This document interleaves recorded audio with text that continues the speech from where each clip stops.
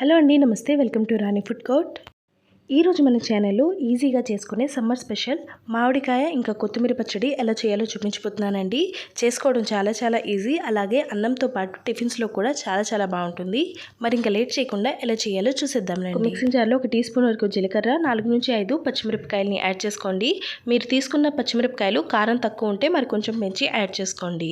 అలాగే ఒక పిడికెడు వాష్ చేసుకున్న కొత్తిమీర ఆకుల్ని యాడ్ చేసుకోండి. తో పాటు 4 నుంచి 5 వెల్లుల్లి రెమ్మలు, ఇంకా ఒక పుల్లని పచ్చి మామిడికాయ ఇలా చిన్న ముక్కల కింద కట్ చేసుకొని యాడ్ చేసుకోండి. తీసుకునే మామిడికాయ కొంచెం పుల్లగా ఉంటే టేస్ట్ అనేది బాగుంటుందండి.